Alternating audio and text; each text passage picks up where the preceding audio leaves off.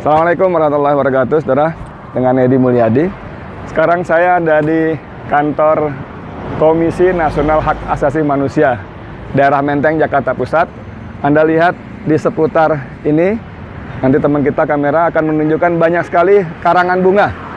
Karangan bunga dukungan mengungkap kebenaran atas penembakan dan wafatnya warga sipil, 6 anggota Laskar FPI. Di sana juga banyak seberang jalan, sebagian dirusak. Tapi saudara sekalian, ini sudah beberapa hari yang lalu ya. Jadi wanginya nggak ada, wanginya udah nggak ada. Cuman yang saya mau bilang bahwa saya kira banyak publik lain percaya betul bahwa ini karangan bunga sesungguhnya. Dukungan publik terhadap Komnas HAM. Karangan bunga, bukan bunga karangan. Beda ketika misalnya banyak bunga karangan yang memenuhi halaman dan sekitar Polda Metro Jaya dan Kodam Jaya ketika kasus polisi dengan baliho dan sebagainya. Kita ke dalam. Ini masih banyak juga ya, mengungkap kebenaran atas wafatnya. Banyak. Bahkan ada nih sudah hilang. Dibentuk TGPF segera. Nah, ini saya nggak tahu nih. Coba bayangkan. Ini ada huruf T, saudara. T-nya hilang. Apakah copot karena alami atau sengaja dicopot? Tim Gabungan Pencari Fakta. Saya mau berhenti di sini sebentar karena saudara sekalian, ketika kemarin Komnas HAM pukul 11 menyelenggarakan press conference, undangannya itu menimbulkan banyak sekali antusiasme dan harapan. Ada harapan publik bahwa Komnas HAM akan membuka, karena di undangannya perkembangan penyelidikan. Tapi kalau itu yang Anda harapkan, saya juga termasuk yang kecewa kemarin datang, karena ternyata Komnas HAM tidak membuka apa-apa kecuali memaparkan menemukan proyektil, menemukan apalagi selongsong peluru, kemudian sudah mengambil rekaman percakapan, rekaman CCTV dan sebagainya. Ini kemarin di penjelasan resmi dari Komnas HAM. Tidak ada seperti yang diharapkan oleh publik, misalnya, benarkah 6 orang itu ditembak di lokasi? Oke, itu barangkali tidak masuk itu. Tapi dengan melihat luka-luka, luka lebam, luka bakar, kemaluan yang bengkak dan terbakar dan sebagainya, tadinya Komnas HAM publik itu berharap, ya, Komnas HAM akan mengatakan, ya, ada penyiksaan. Ternyata itu pun tidak muncul. Bahkan rumah penyiksaan, saudara, rumah penyiksaan yang muncul beberapa hari di jagat media kita, sosial kita maupun media-media online kita, pun dibantah. Baik siapa namanya, Khairul Anam maupun BK Hulung Hapsara, atau siapa lagi, kemarin satu lagi, itu membantah bahwa Komnas HAM tidak pernah menyebut-nyebut tentang rumah penyiksaan. Saudara, pagi tadi sebelum saya kemari, saya menghubungi tim lawyer 6 Laskar FPI yang terbunuh, Saudara Ajis Yanuar.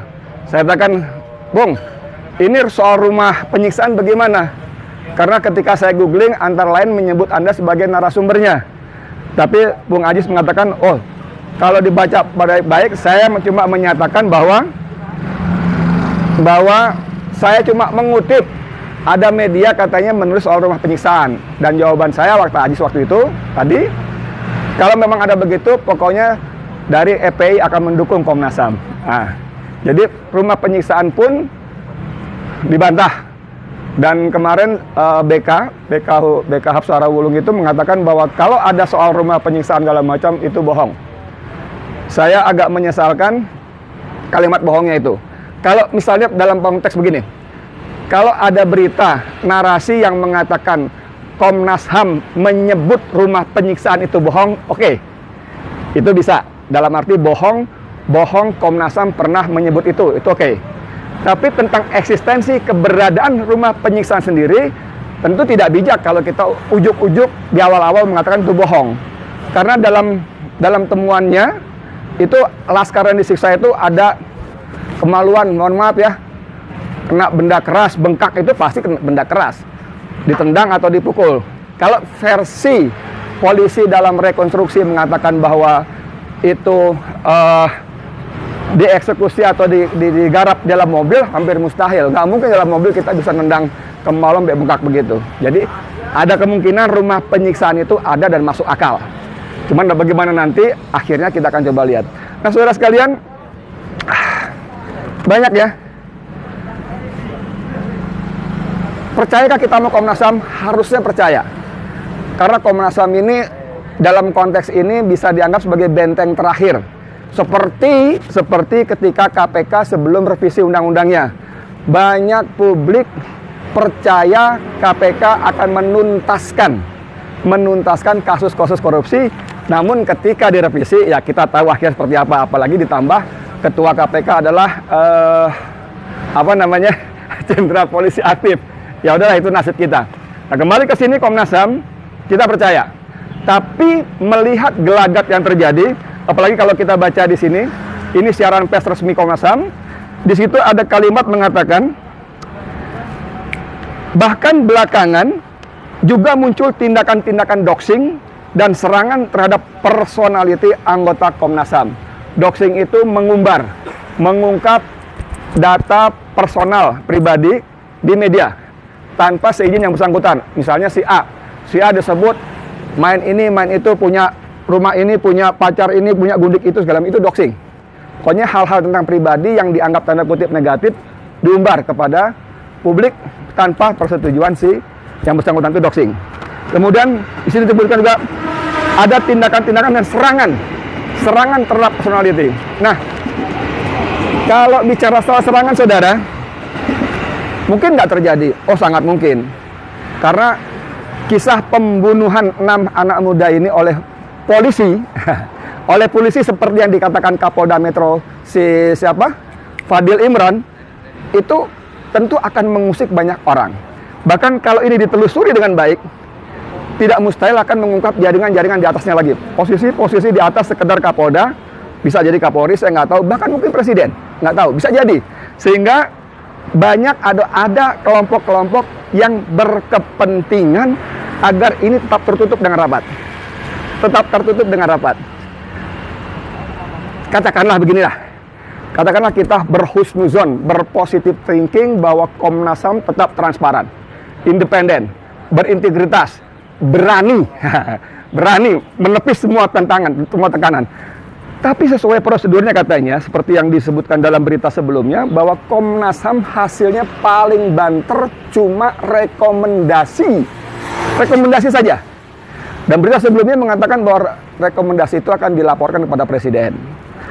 Kita melihat pengalaman yang sudah rekomendasi Komnas HAM tentang pelanggaran HAM tidak ditindaklanjuti oleh pemerintah. Saudara sekalian, tadi saya katakan ada TGPFT-nya hilang. Saya tidak tahu apakah Komnas HAM berani menepis tekanan-tekanan, intimidasi.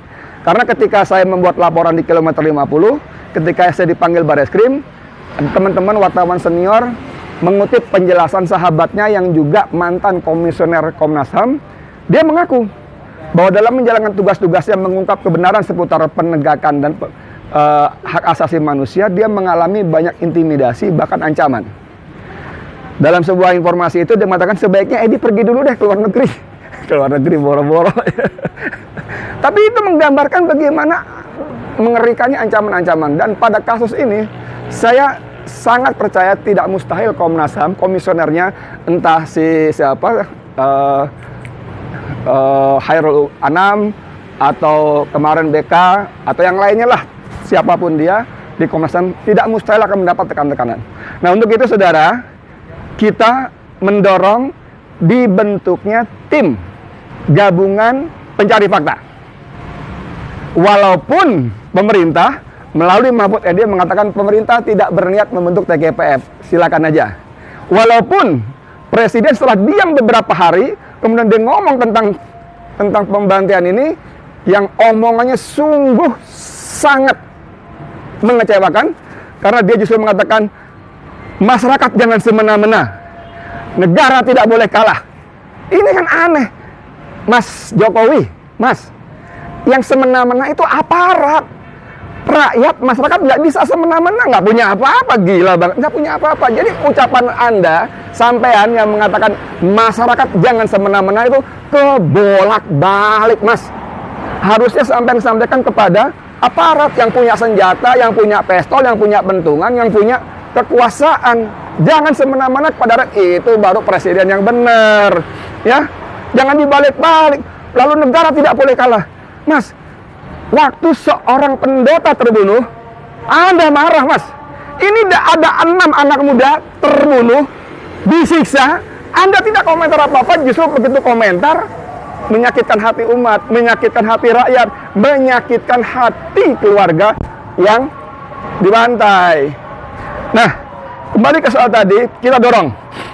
Ada tim gabungan pencari fakta yang tidak hanya Komnas HAM, tapi ada lembaga-lembaga, institusi, kelompok-kelompok swasta yang concern, peduli dengan penegakan HAM.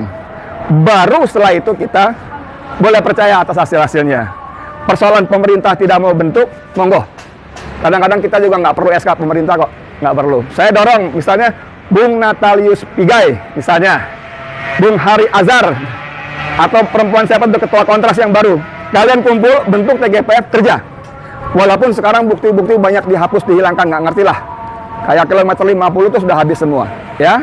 Jadi itu yang dibentuk, dan saya ingin mengutip artikel dari sahabat saya, M. Rizal Fadilah, reporter senior juga di FNN.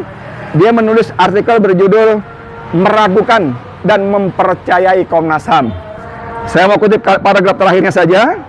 Dia mengatakan, alangkah ruginya jika menjadi unsur tak terlibat dalam perbuatan tetapi ikut terhukum karena menyembunyikan kebenaran. Sebaliknya, pahala besar akan diberikan Allah SWT bagi mereka yang berlaku jujur dan memberi banyak manfaat bagi kehidupan orang banyak.